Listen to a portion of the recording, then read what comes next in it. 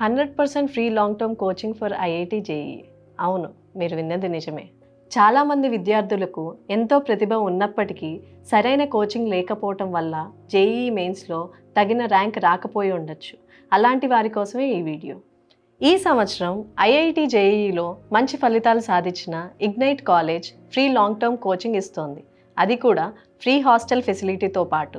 ఈ సంవత్సరం జేఈఈ మెయిన్స్లో 80 నుండి 90% మధ్య వచ్చి ఉంటే 10,000 నుండి 40,000 వరకు కన్సెషన్ లభిస్తుంది.